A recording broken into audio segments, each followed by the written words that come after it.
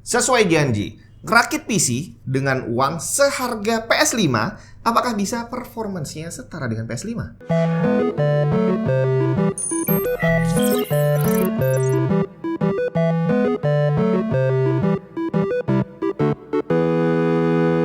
Buat yang bertanya-tanya, kenapa sih kok akhir-akhir ini sering banget Tech and Tips ngebahas tentang PS5?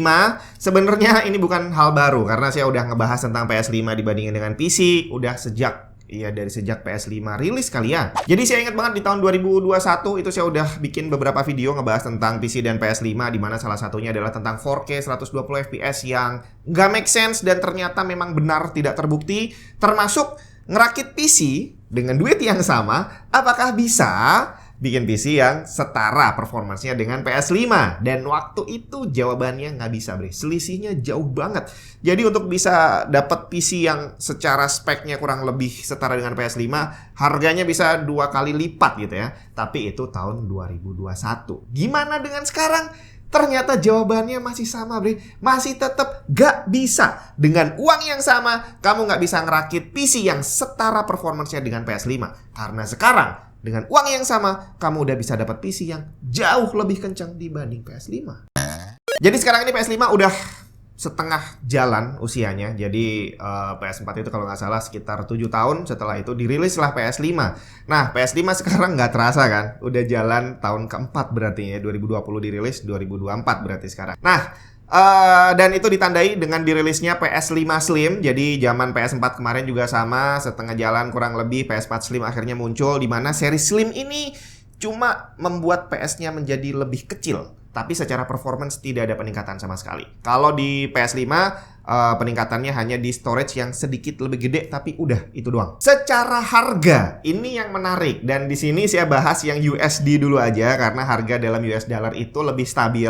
Soalnya begitu masuk ke dalam Indonesia, nggak tahu kenapa nggak PS nggak PC, harga itu jadi nggak karu-karuan. Jadi gapnya antara toko satu dan toko lain itu luar biasa banyak, dan kita nggak bisa, susah sih untuk membuat sebenarnya harga resminya itu yang mana. Tapi kalau secara dolar, PS5 Slim yang versi disk itu dirilis dengan harga yang sama seperti PS5 yang fat. Sedangkan yang versi tanpa disk yang digital itu dia lebih mahal 50 US dollar dibandingin versi digitalnya PS5 yang fat. Nah, dan dengan rilisnya PS4 Slim ini ternyata tidak merubah skema dari tujuan video ini, bahwa PC ini juga nantinya akan bisa langsung dibandingkan dengan PS5 Slim sekalipun. Kita bahas harga dulu aja, kita mulai dari PC. Harga komponen PC yang dirilis tahun 2020-2021 itu sekarang udah jauh lebih murah. Bahkan harga resminya nih kita lihat. RTX 3060 dirilis dengan harga awal 329 US dollar, dan sekarang harga resminya di pasaran udah turun di kisaran 280 US dollar. Sebagai gantinya RTX 4060 dirilis dengan harga resmi 299, lebih murah dari pendahulunya, tapi lebih kencang dan lebih hemat daya. Dan itu perwakilan untuk komponen PC, bahwa generasi penggantinya harga resminya lebih murah tapi lebih kencang. Kalau kita bandingin sama PS tadi, generasi bukan pengganti juga sih, generasi penerusnya harganya sedikit lebih mahal dan tidak ada penambahan performance. Nah, selanjutnya ini bukan konten ngerakit PC karena PC-nya udah lama. Jadi ini udah ada penggantian komponen memang, tapi overall PC-nya adalah PC yang sudah lama saya pakai, upgrade sana sini termasuk CPU dan GPU. Jadi nanti saya hanya akan menjelaskan komponen apa aja yang dipakai, yang kenapa saya bilang dia harganya sama tapi lebih kencang dari PS5. Tapi kita bahas tentang skema harganya PS5 dulu. PS5 Slim, harga resmi garansi Indonesia 9,7 juta untuk versi disk dan 8,2 juta untuk versi digital. Saya nggak tahu harga PS5 fatnya bakal jadi berapa, tapi harga awalnya versi disknya itu cuma 8,8 juta dan versi digitalnya 7,3 juta. Nah, kalau ngelihat skema harga yang ada sekarang, bahwa PS5 Slim versi disk yang harusnya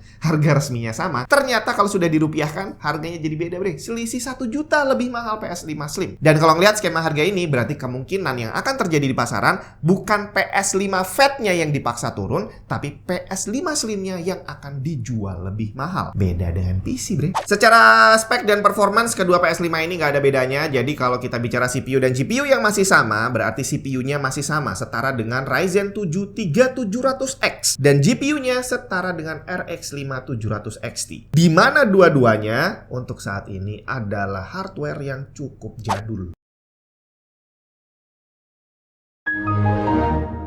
Mau ganti harddisk ke SSD? Atau mau upgrade SSD ke kapasitas yang lebih gede tapi males install ulang Windows dan semua program yang udah ada? Gampang, di-clone aja bre. Is-As Disk Copy bisa melakukannya dengan mudah dan cepat. Kamu bisa membuat duplikat storage drive lama ke storage drive yang baru tanpa kehilangan data satupun. Mau upgrade storage ataupun untuk backup, semuanya bisa dilakukan dengan gampang dan cepat banget pakai Is-As Disk Copy. Pengen nyobain? Link download ada di bawah.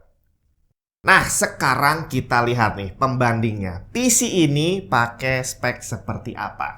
Untuk prosesor yang saya pakai adalah Ryzen 5 5600X. Tapi sekarang udah keluar versi non-X, Ryzen 5 5600 biasa yang harganya lebih murah dari versi X, tapi performance-nya kurang lebihnya hampir sama untuk ngegame. Dan harga Ryzen 5 5600 cuma 2,1 jutaan aja. Udah dapat cooler, jadi kamu nggak perlu beli cooler tambahan. Saya sendiri belum ngetes performance antara Ryzen 5 5600 dengan Ryzen 7 3700X, tapi udah banyak yang ngetes di luar sana. Dan kalau kamu lihat, kamu searching sendiri boleh silahkan, kelihatan bahwa performance-nya lebih kencang 5600 bre, dengan harga yang jauh lebih murah. Kemudian untuk motherboard, di sini saya pakai Gigabyte B450, tapi ini adalah versi lama ya. Jadi di belakang ini masih ada colokan DVI-nya. Saya pakai ini memang belinya udah bener-bener lama sebelum Ryzen 5000 keluar dan sampai sekarang masih bisa dipakai. Untuk motherboard sendiri, untuk kebutuhan saya memang butuh USB yang banyak. Jadi saya nggak mungkin beli seri A. Tapi kalau kamu ngejarnya adalah budget, yang penting bisa untuk main game, beli motherboard seri A sudah sangat cukup untuk jalanin Ryzen 5 5600. Dan di sini MSI A320M Pro bisa jadi pilihan. Harganya bervariasi di kisaran 800 ribuan. Kemudian untuk RAM DDR4 2x8GB harganya juga bervariasi dari 500 sampai 700 ribuan. Kita ambil tengah aja nanti untuk perhitungan 600 ribuan. NVMe perlu kompromi sedikit soal kapasitas biar bisa dapat harga yang lebih murah. Kita bisa pakai kapasitas 512GB yang harganya ada di kisaran 500 ribuan. Sekarang untuk GPU yang setara dengan PS5 tadi adalah RX 5700 XT, di mana sayangnya udah nggak ada lagi barang barunya. Dan untuk penggantinya adalah ini yang terpasang di sini. Ini adalah RX 6700 XT.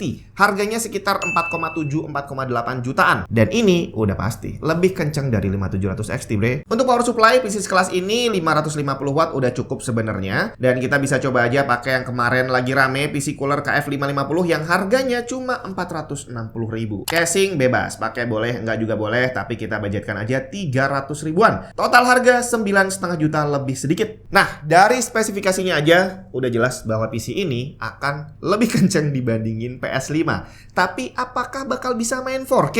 Ya tinggal dibalik pertanyaannya. Memang PS5 juga bisa main 4K gitu? Apalagi kalau dibilang 4K 120 fps. Emang bisa? Kita lihat aja nih. Spider-Man Miles Morales, salah satu game di PS5 yang menjanjikan 4K pada Fidelity Mode, tapi harus dibayar dengan FPS yang cuma 30. Di PC ini lihat sendiri, game ini jalan 4K Ultra dengan bantuan FSRQ, dapat average FPS 72. 1% low-nya cuma 55 dan terlihat smooth bre. Bisa dilihat dari grafik frame time-nya yang cukup stabil, hampir flat. Jadi kalau dibilang 30 FPS-nya PS lebih smooth, ya jelas tidak ya. Kemudian Hogwarts Legacy, kita lihat di PS5 yang saya tahu ada 5 mode. Silahkan kamu lihat sendiri output resolusi dan FPS-nya berapa. Di situ kamu lihat nggak ada yang 4K. 3200 kali 1800 itu bukan 4K bre, 3K lah ya. Dan FPS tertinggi juga 80 yang hanya bisa jalan di resolusi 1080.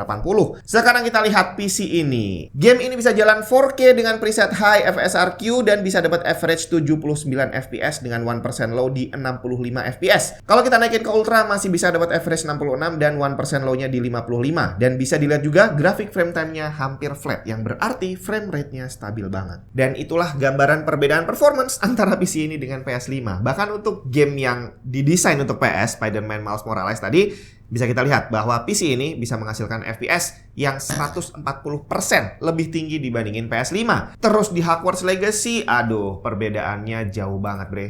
80 FPS-nya PS5 hanya bisa jalan di 1080.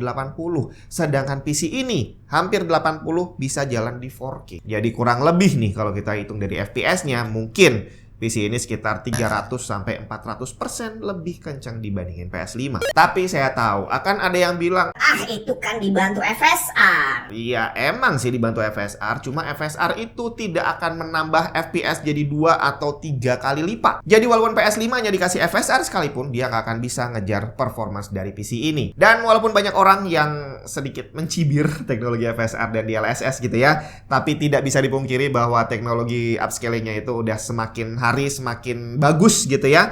Dan semakin kesini juga menjadi boleh dibilang akan menjadi standar baru. Bahkan Sony sendiri juga pengen pakai FSR di konsol mereka. Tahun lalu udah diumumin kalau FSR 3 bakal masuk ke konsol termasuk PS5. Cuma di sini AMD sendiri bilang kalau FSR 3 ini akan bekerja lebih baik di RX 6000 series dibandingin PS5 atau Xbox Series X. FSR di konsol nantinya bukan untuk meningkatkan FPS dari 30 ke 60, tapi hanya akan membantu game yang udah jalan 60 FPS biar terasa lebih smooth. Tuh, dengar sendiri AMD yang bilang bahwa dengan FSR sekalipun gak mungkin yang tadi 30 bakal jadi 60 di PS5. Dan inilah kenyataan yang memang berat untuk diterima orang-orang yang masih gak terima bahwa mereka masih tetap percaya bahwa konsol itu lebih murah dan dengan harga yang sama kamu gak bisa dapat PC yang performanya bisa menyaingi konsol. Ya, sayangnya masa-masa itu sudah lama berlalu. Bahkan kalau kamu mau ngerakit hari ini gak jadi nih ya, terus kamu pending rakitnya tahun depan, itu lebih asik lagi karena PC ini harganya akan jadi jauh lebih murah lagi,